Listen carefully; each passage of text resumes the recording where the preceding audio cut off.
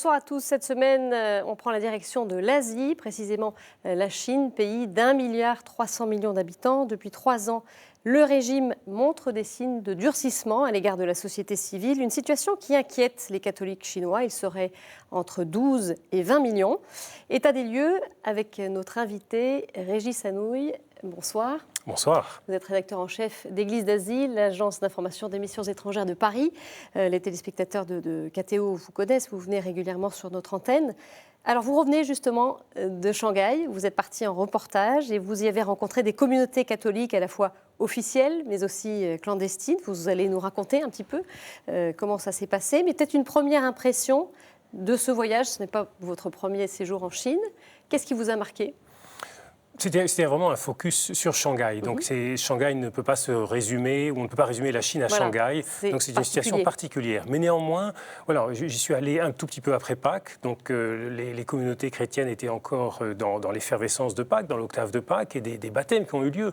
Je visitais une paroisse relativement petite, une paroisse sur la partie officielle de l'Église. 27 baptêmes lors de la vigile pascale, dont 26 baptêmes d'adultes.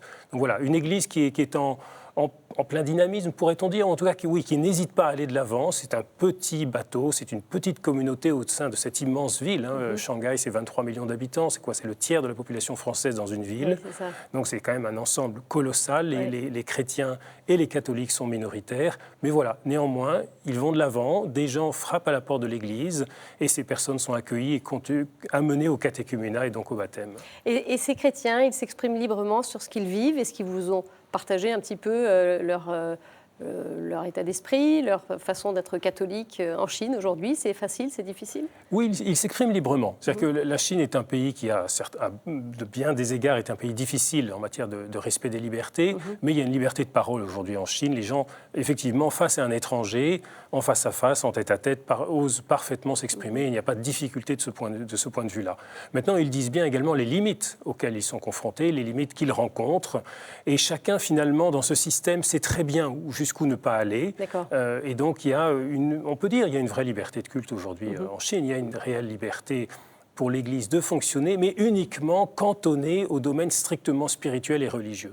Dès lors que l'on voudrait aller vers ailleurs, vers autre chose, et s'organiser, surtout en tant qu'Église, donc en tant que communauté structurée, là, les choses ne vont pas. Et donc, un certain nombre de catéchumènes, je me rappelle d'une jeune femme qui me disait, elle appartenait à ces milieux qui sont en prise finalement avec la modernité. Elle vient d'une famille relativement modeste, mais elle a fait de bonnes études, elle travaille pour une entreprise étrangère, elle a un haut poste, un salaire donc conséquent, un niveau de vie, une possibilité de voyager. Ils voyagent, ils reviennent, aucune difficulté, mais elle dit, voilà, moi et mes amis, nous savons très bien que lorsque nous voudrions changer les choses, eh bien ça, ce n'est pas possible. Ça n'est pas possible. Autrement dit, il y a une impossibilité pour eux, presque mentale, à penser le fait qu'ils seraient en position, en capacité de changer cette société. Non, c'est impossible parce qu'il y a un parti communiste qui est au pouvoir et qui maintient très fermement les cordons du pouvoir. Est-ce que ça fige la manière d'être ou pas forcément? Est-ce que du coup, quand on sait qu'on a un cadre, des limites, on vit sa foi un peu comme ça, dans son coin, entre guillemets, ou c'est pas si simple que ça? Non, je ne dirais pas que ça fige les choses, que les Chinois sont des gens assez, comment dire, sauf une généralité, donc qui pourra être démentie, mais voilà, il y a une certaine fluidité dans les comportements. Les gens savent jouer aussi. Ce régime n'est pas un régime de brutes épaisses, au contraire, ce sont des gens très intelligents qui savent également manipuler. Donc il y a tout ce domaine il y a le domaine du noir, de l'interdit, le domaine du blanc, ce qu'on peut faire. Il y a le domaine du gris entre les deux, et tout ça est assez mouvant. Voilà. Donc on teste les limites, mais il n'y a pas de... Il faut être prudent aussi. Il faut être prudent. Ça, ils le savent très certainement, c'est qu'il y a des conséquences à certains actes qu'ils pourraient poser. Et ça peut être quoi, les conséquences? Les conséquences, c'est, par exemple, une autre catéchumène que j'ai rencontrée, ses parents venaient tous les deux du Parti communiste, sont membres du Parti communiste, pas à un très haut niveau, m'a-t-elle dit, mais à un niveau moyen.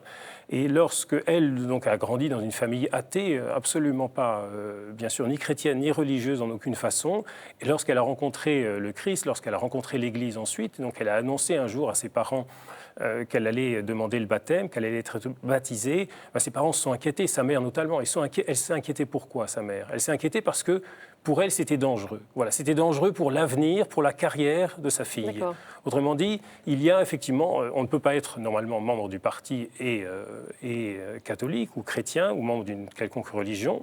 Et le parti est un ascenseur social pour beaucoup en Chine. Enfin, le parti, c'est 86 ou 88 millions de membres. C'est énorme. Et effectivement, tous les ambitieux rentrent au parti pour faire carrière. Pas par appétence idéologique, mais vraiment pour faire carrière. Donc, si on n'est pas du parti, effectivement, on se coupe déjà de cette possibilité de faire carrière. Mais ensuite, dans son dossier, effectivement, cela pose des problèmes. Une étudiante qui était déjà un petit peu âgée, voulait demander le baptême, mais elle avait été approchée par le parti pour rentrer au parti. Elle avait passé les examens, elle les avait réussi pour rentrer au parti, puisqu'il y a un examen pour rentrer au parti, et elle laissait traîner les choses, etc. Et son professeur le rappelle, après un stage à l'étranger de cette jeune femme, et lui dit, mais voilà, bon, maintenant il faut décider, il faut choisir. Et elle n'avait pas du tout envie de dire non. Parce qu'on lui aurait demandé pourquoi vous ne voulez pas rentrer au parti. Il y a quelque chose qui coince. Et elle ne voulait pas dire oui non plus, parce que du fait de sa nouvelle foi chrétienne, elle ne voulait pas rentrer au parti. Donc elle était prise entre deux chaises. C'est compliqué. Alors, on en revient à Shanghai, Shanghai qui est le plus grand diocèse chinois, mais qui vit une situation particulière, vous allez nous raconter, puisque l'évêque auxiliaire, Monseigneur Madachin, vit en résidence surveillée depuis son ordination en juillet 2012. Rappelez-nous un petit peu les faits, on en avait parlé déjà. Oui, c'est le plus grand diocèse au point de vue numérique, il y a environ 150 000 à 200 000 catholiques, un diocèse riche également financièrement, puisque du fait de ses propriétés foncières qui sont aujourd'hui, sur lesquelles ont été construits des gratte-ciel à certains endroits. Enfin, voilà. Donc c'est un diocèse qui, par rapport à d'autres en Chine, a des moyens financiers. Il a des moyens financiers qu'il a utilisés, effectivement, parce qu'il y a un grand séminaire qui est parmi les mieux équipés du pays. Donc voilà, un diocèse relativement prospère, pourrait-on dire, et le 7 juillet 2012, Monseigneur Madachin a été ordonné évêque de ce diocèse, évêque auxiliaire. Mais l'évêque en titre, de la partie officielle, Monseigneur Jin Luxian, était très âgé et allait mourir quelque temps après. Donc c'était vraiment lui qui devait prendre la succession au sein de la partie officielle. Et cette nomination avait été menée avec le double accord de Rome et des autorités communistes de Pékin. Autrement dit, c'était un évêque qui devait exercer son ministère au sein de la partie officielle, mais avec l'assentiment de Rome. Et le 7 juillet 2012, dans la cathédrale, à l'issue de l'ordination, une fois qu'il a été ordonné, il a prononcé un discours et il a, semble-t-il, mis de côté le discours qui avait été préparé et qui avait été visé par les autorités pour improviser et pour dire la chose suivante. Il a dit, étant donné l'importance et donc la lourdeur de mes tâches épiscopale, je choisis de me consacrer entièrement à mon épiscopat et par conséquent, je démissionne de mes fonctions au sein de l'Association patriotique des catholiques chinois. Rappelez-nous brièvement cette association. Et à ce moment-là, la cathédrale explose en applaudissements, enfin les applaudissements fusent, signe du soutien finalement du peuple des fidèles au geste de cet évêque. Alors pourquoi ? Qu'est-ce que ça veut dire se démettre de l'association patriotique ? L'Association patriotique des catholiques chinois, c'est cette structure qui a été fondée en 1957 par le régime pour imposer le contrôle du Parti communiste sur l'Église, sur son mode de fonctionnement. Au nom des 3 autonomies, l'autonomie de fonctionnement, donc plus de missionnaires étrangers, l'autonomie de financement, pas de soutien venant de l'étranger, l'autonomie doctrinale ou d'organisation de gouvernement. Donc l'Église doit s'organiser elle-même, l'Église de Chine doit s'organiser elle-même sans aucun lien avec l'étranger, et donc avec Rome. Donc c'est une organisation qui est totalement, en dehors du champ de l'Église catholique, de la doctrine catholique, mais qui continue d'exister en Chine aujourd'hui. Et c'est elle qui, effectivement, à travers l'appartenance ou non à cette association, que l'on distingue les catholiques officiels des catholiques clandestins. Donc, catholiques officiels, ceux qui acceptent finalement de faire partie de cette association et en négociant plus ou moins avec le gouvernement, ils jouissent d'un espace de liberté plus ou moins grand. Et les catholiques clandestins, ceux qui refusent effectivement tout lien avec cette association qui est le bras armé du parti sur l'Église. Et donc, lorsque Monseigneur Madachin, le 7 juillet en 2012, prononce cette phrase, finalement, c'est une gifle à la face des autorités politiques chinoises qui ne s'attendaient pas à ça. dès le soir même, il était en résidence surveillée. Vous l'avez rencontré. Racontez-nous comment s'est passée cette rencontre. Qu'est-ce qu'il vous a dit ? Alors, il est en résidence surveillée, mais le terme pourrait laisser penser à une geôle fermée, etc. Ce n'est pas tout à fait le cas. Il est en résidence surveillée, c'est un fait, dans une chambre du petit séminaire, dans l'enceinte du grand séminaire, qui est à Shoshan, qui est à 1 heure de Shanghai. On voit d'ailleurs la basilique de Shoshan. Voilà, qui est la basilique de Shoshan, qui est un grand lieu pour l'Église en Chine, un grand lieu de culte, un grand lieu de pèlerinage. Et au pied de la colline, il y a le séminaire. Au sein du séminaire, donc une chambre pour Monseigneur Madachine. Moi, j'y arrivais pour visiter les lieux. J'avais rendez-vous avec une religieuse et qui me dit tenez, Madachine, Monseigneur Ma est là par la fenêtre. Et il est sorti parce qu'il allait donner un cours à 7 séminaristes. Et nous avons discuté 2 minutes. Mais alors, quand je dis 2 minutes, c'est vraiment 2 minutes. Parce que je me suis présenté, il m'a reçu, il m'a dit priez pour moi, je prie pour vous, mais je ne peux pas vous parler. Ah oui, il vous a tout de suite dit je ne peux pas vous parler. Oui. Et je n'avais pas de policier derrière moi ou personne, non. Donc... Mais il y a un contrôle, parce que ils disent bien, les catholiques là-bas, le gouvernement sait tout. Et il y a des caméras de surveillance devant le séminaire, à l'arrière du séminaire, dans une forêt de bambous qui monte vers la basilique. Tout ça parce qu'effectivement, les lieux sont surveillés. Monseigneur Madachine peut sortir de son diocèse, de cette chambre, pardon. Il peut se rendre ailleurs, même dans la ville, mais tout acte de gouvernement de son diocèse lui est interdit. D'accord. Donc ça veut dire qu'il n'y a plus d'évêque auxiliaire, en tout cas qui administre. Comment ça se passe alors? Comment ce diocèse est géré finalement? Il y a un grand désarroi. Il y a un grand désarroi, puisque depuis bientôt 4 ans sans évêque, tout est gelé. J'ai parlé des baptêmes lors de la Vigile pascale. Oui, les baptêmes d'adultes ont eu lieu et d'enfants également. Et pour les adultes, ils ont été baptisés, reçu pour la première fois l'Eucharistie, la communion, et ont été confirmés. Mais les confirmations, par exemple, de d'enfants, elles ne sont pas possibles. Il faut un évêque pour le faire. Et il n'y a pas d'évêque. Les ordinations de prêtres. J'ai été dans ce séminaire qui a été fermé après 2012. Les séminaristes ont été renvoyés chez eux et il est toujours fermé. Et donc, autrement dit, il y a 6 actuellement séminaristes qui pourraient être ordonnés au diaconat ou au sacerdoce et ils ne sont pas ordonnés. Tout ça, c'est en attente, en fait. Tout ça est tout est gelé. Le noviciat a été fermé, les religieuses sont en attente également, les jeunes religieuses, pour prononcer leurs vœux temporaire ou définitif. Donc tout est gelé. Ah oui, donc ça doit rendre les choses assez compliquées. Qu'est-ce qui pourrait arriver? Parce que cette situation-là, elle pourrait se prolonger, en fait, pour Monseigneur Madachine. Alors, j'ai posé la question, effectivement, à mes interlocuteurs, et ils me disent, bon, maintenant, la chose est telle, le dossier est tel, parce qu'il a eu une couverture médiatique, nous en parlons ici à KTO, on en a parlé dans d'autres médias dans le monde, ils disent bien que les choses ne pourront pas se régler à Shanghai, au niveau de l'Association patriotique de Shanghai, du Bureau des affaires religieuses, qui est l'organisation bureaucratique qui gère la politique religieuse du régime, ça ne pourra pas se régler à Shanghai parce que l'affaire est trop grosse, le dossier est trop important. Donc ça remonte jusqu'à Pékin. Donc c'est à Pékin.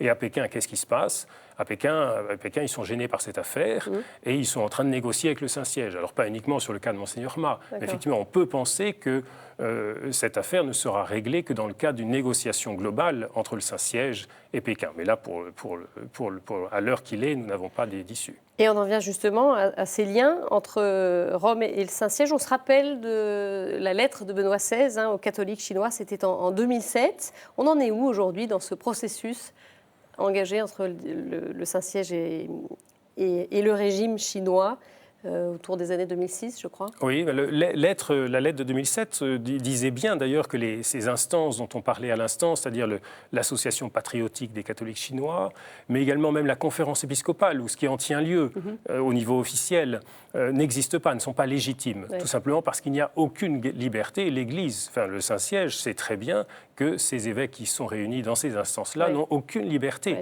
pour le faire. Donc ils ne sont pas contre l'Église, mais ils sont obligés d'agir finalement au sein de structures qui sont contraires à la doctrine de l'Église. Donc ces négociations, malgré tout, ont repris. Après une période de gel sous Benoît XVI, après cette lettre et quelques incidents, avec le pape François, les négociations ont repris. Il y a eu trois temps de négociations où des délégations de Pékin sont allées à Rome, délégations du Saint-Siège sont allées à Pékin. Aujourd'hui, la dernière délégation qui a fait le voyage, c'était en janvier. Elle était à Rome et bien sûr, on n'en sait rien, au sens qu'il n'y a pas eu de communiqué officiel de la part du Saint-Siège, ni bien sûr de Pékin, sur le contenu réel de ces négociations. Mais voilà, on négocie et la question, effectivement, se pose aujourd'hui de quelle peut être l'issue de ces négociations. Des évêques sont en résidence surveillée, on a parlé de Monseigneur Madachine, des évêques clandestins sont en prison et depuis de nombreuses années, 15, 16, 20 ans. Donc il y a des cas extrêmement douloureux. Il y a la question centrale que tout le monde a à l'esprit du mode de nomination des évêques. Comment fait-on pour que le pape puisse nommer les évêques, puisque partout ailleurs dans le monde, il nomme les évêques à la tête des diocèses. Et plus largement, et ça c'est encore peut-être plus important, la question du mode d'organisation de l'Église. Parce qu'on peut nommer des évêques, mais si ces évêques n'ont pas la liberté d'agir, d'organiser leur Église, leur diocèse comme ils le souhaitent, et eux-mêmes ensuite de se réunir pour discuter, produire des documents, prendre des décisions telles qu'ils le souhaitent, ça c'est effectivement très, très embêtant.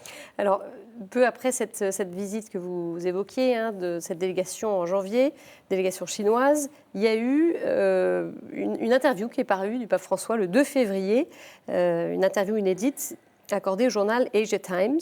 Alors, j'imagine que ça n'était pas un hasard que cette interview arrive juste après cette visite. Comment vous l'avez perçu Oui, alors moi je l'ai bien sûr suivi. Mes contacts en Chine et à Hong Kong l'ont suivi également.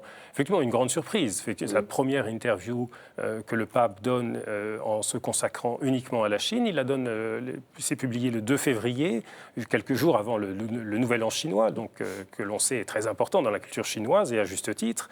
Et le pape, interviewé par un journaliste universitaire italien qui est chercheur dans la plus grande université à Pékin, n'aborde pas la question de la liberté religieuse ou des limites que la liberté religieuse rencontre en Chine. Pourquoi, selon vous? Alors, parce que ça peut surprendre. Et puis en même temps, ça surprend, et puis en même temps, c'est un geste. Le pape est un jésuite, le pape, sans doute, mais c'est pas, et c'est moi qui interprète, mais c'est pas dans ceux de Matteo Ricci qui, il y a plus de 4 siècles, a écrit un traité de l'amitié. Donc, effectivement, pour rentrer en contact, sinon en communion, avec les Chinois, il faut aborder les choses par l'amitié. Et aujourd'hui, la Chine qui quelque part fait peur à beaucoup de monde dans le monde, à beaucoup de gens dans le monde, cette Chine qui croît et qui est menaçante à certains égards, eh bien le pape dit tout son respect pour la culture chinoise, la grandeur du peuple chinois, et finalement le fait que nous n'avons pas à avoir peur de la Chine. Donc il se place sur ce terrain-là pour établir un contact d'amitié, c'est sans doute le terme qu'il faut retenir, avec le peuple chinois, bien sûr, les dirigeants chinois ensuite, derrière. Reste à voir si effectivement cet appel peut être entendu et comment. D'accord. On peut imaginer un voyage du pape François en Chine c'est la grande question qui est sur toutes les lèvres. Il y a quelques mois encore, je pensais ce voyage être du domaine de la science-fiction, en tout cas de la politique-fiction. Mais effectivement, le pape est capable de renverser des barrières. Il y a eu cet accord diplomatique entre Cuba et les États-Unis, sous l'égide du pape, en partie. Il y a eu la visite historique, toujours à Cuba, auprès du patriarche Kirill de Moscou. Donc des gestes tout à fait spectaculaires, effectivement, qui étaient impensables il y a encore quelques années. Donc de là à penser qu'une visite du pape François, place Tiananmen, est possible, il y a un pas. Alors, le pape, effectivement, ne le cache pas. Il a toujours dit à plusieurs reprises, demain, si je peux, je veux y aller. C'est ce que le dit le pape. Maintenant, est-ce qu'on peut penser que les autorités chinoises peuvent l'accueillir? Ça, c'est difficile de le voir. Quel climat vous avez perçu, vous, en termes de climat social, j'allais dire? Parce qu'on dit que finalement, le régime resserre un peu les vis depuis quelques années à l'égard de la société civile. Est-ce qu'on perçoit des changements dans l'air? Est-ce qu'il y a des inquiétudes exprimées par les Chinois? Au quotidien d'un voyage de quelques jours, non, on ne s'en rend pas compte. Le pays, notamment Shanghai, est une ville encore en pleine croissance. C'est vraiment le 21e siècle qui se fabrique là-bas. Néanmoins, les gens disent bien, effectivement, si la lutte anticorruption rencontre une certaine popularité et est bien acceptée, parce qu'effectivement le système était extrêmement corrompu, ils voient bien également les limites de cette lutte, dans la mesure où elle est instrumentalisée par le parti ou Xi Jinping pour se débarrasser de certaines factions au sein du parti. Et d'autre part, plus largement, effectivement, dès lors qu'il y a des tentatives pour organiser finalement la société civile en dehors du contrôle du parti, ces initiatives-là sont immédiatement sanctionnées. Donc la question n'est même plus là sur le terrain de la liberté religieuse. La liberté religieuse fait partie d'un ensemble plus vaste qui est celui de l'organisation de la société. Finalement, le parti ne peut pas concevoir sa société civile que si elle est contrôlée par lui. Et toute velléité d'une organisation autonome de cette société est sanctionnée. Et pourtant, l'Église, effectivement, n'aspire qu'à une chose, ou en tout cas ne demande qu'une chose. L'Église ne fait pas de politique, les religions, pas nécessairement, mais en tout cas, elle demande à s'organiser de manière autonome du pouvoir débattre et proposer des choses au pouvoir. Et ça, c'est impossible aujourd'hui en Chine. Il y a un peu ce paradoxe à la fois d'une société très libérale qui, sur le plan économique, est en pleine effervescence, même s'il y a des signes de ralentissement, et puis l'aspect liberté qui, lui, pour le coup, est complètement sous contrôle. Alors. Oui, c'est-à-dire que les Chinois sont en train de s'interroger sur cette croissance qui a été exponentielle ou extrêmement rapide pendant 30 ans, mais qui s'est faite au profit d'une minorité. Les inégalités économiques deviennent considérables. En tout cas, il y a un accaparement des richesses par le clan des personnes qui sont proches du pouvoir, c'est évident. Il y a des atteintes à l'environnement qui sont aujourd'hui visibles de toutes parts et qui posent un problème pour la stabilité sociale du pays, tout simplement. Donc le parti s'en saisit également parce que c'est un danger pour lui. Et il y a toujours cette question, effectivement, d'une société qui devient plus mature, plus mûre et qui a besoin, qui a envie de s'organiser et qui n'arrive pas parce que le régime pose ses limites. On en revient à quelques dossiers qui concernent l'Église en Chine, et notamment le fait que les clercs chinois vont recevoir prochainement une carte d'identité de la part des autorités. De quoi s'agit-il ? On est toujours dans ce domaine finalement du contrôle. Effectivement, parce qu'il y a une efflorescence religieuse qui ne touche pas que le christianisme, mais donc pour contrôler ces initiatives, eh bien, le régime a besoin d'outils et donc de donner une carte d'identité spécifique au ministre du culte, quel qu'il soit. Toujours cette volonté, effectivement, de contrôler, de savoir qu'est-ce qui se passe afin de contrôler cette société. Et le deuxième aspect qui est derrière là, ou qu'on lit à travers les déclarations de Xi Jinping, de tous les responsables de la politique religieuse, c'est le mantra de la sinisation. Autrement dit, de rendre chinois ce qui n'était pas encore complètement chinois. Alors Marx n'a jamais été chinois, mais ils n'ont pas renié Marx. Mais tout ce qui n'apparaît pas comme directement chinois, et le christianisme est là bien sûr visé, mais ainsi que l'islam et la religion du bouddhisme tibétain, effectivement, doit être sinisé, doit devenir chinois. Et là, il y a un impératif idéologique, pourrait-on dire, qui vient frontalement heurter cette liberté que les différents croyants doivent avoir de pouvoir s'organiser et de dire qu'est-ce qui est leur foi, sans avoir de droit de regard du parti sur cette doctrine, finalement. Autre sujet, pardon. Au Zhejiang, je ne sais pas si je prononce correctement, une province située au sud de Shanghai, la campagne de destruction des croix surmontant des lieux de culte protestants et catholiques se poursuit depuis plus de 2 ans. Voilà aussi, on ne sait pas de quoi il s'agit alors. On commence à comprendre. C'est une campagne d'abattage de croix. En 2 mots, de quoi il s'agit. C'est une des provinces qui est parmi les grandes provinces chrétiennes. Il y a quelques provinces où les populations chrétiennes, les minorités chrétiennes sont plus importantes qu'ailleurs. Donc notamment cette province du Zhejiang, autour notamment de la ville de Wenzhou, qui est tout à fait prospère économiquement. C'est vraiment une ville d'entrepreneurs et parmi les chrétiens, il y a énormément d'entrepreneurs. Et donc on compte 15 à 20% de chrétiens dans cette ville et un peu moins à l'échelon de la province, mais des pourcentages quand même bien plus importants que les 1 ou 2% au niveau national. Eh bien, Xi Jinping, qui a été à la tête de cette province autrefois, suit sans doute de manière assez étroite ce qui s'y passe. Et effectivement, le secrétaire du parti de la province, qui est proche des bouddhistes, semble-t-il, a estimé qu'il y avait trop de croix dans le paysage. Donc la présence chrétienne commençait à se voir de manière trop évidente. Et quelque part, cette province devenait un peu la Corée du Sud, au point de vue religieux du pays. La Corée du Sud, je le rappelle ici, compte 30% de chrétiens. C'est un peu une exception dans le paysage de l'Asie du Nord-Est, 10% de catholiques, 20% de protestants.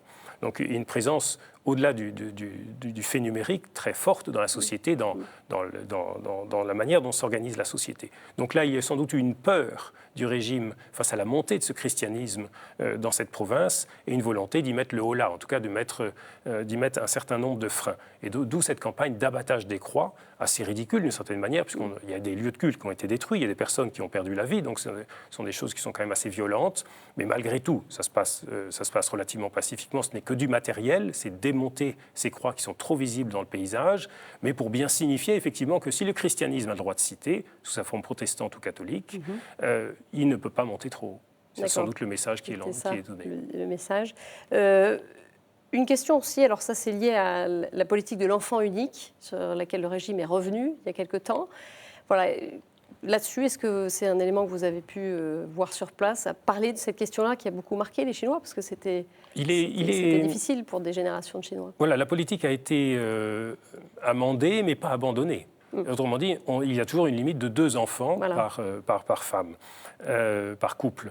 Au-delà, et cette politique s'applique différemment selon les lieux et les populations. Mais néanmoins, effectivement, c'est un pas en avant. Mais si le régime l'a fait, c'est qu'il sait très bien finalement que ce qui menace aujourd'hui la Chine, ce n'est pas une explosion démographique, c'est au contraire un effondrement démographique, à l'image du Japon voisin qui depuis 4 ans voit sa population diminuer. Donc on est vraiment dans un hiver démographique. La Chine n'en est pas là. Dieu merci, mais le vieillissement arrive à l'horizon 2050 de manière extrêmement rapide. Donc effectivement, pour pallier à ce vieillissement, alors qu'il n'y a pas encore les outils en matière de régime de retraite pour accompagner cette population, le vieillissement de cette population, il a donc relâché un petit peu la politique de l'enfant unique. Non, la question est effectivement sensible parce que pendant 30 ans, il y a véritablement eu un lavage des cerveaux par une propagande extrêmement forte pour dire que la population était un problème. On ne pouvait pas réfléchir à ce problème, et le problème, la solution, c'est la politique de l'enfant unique.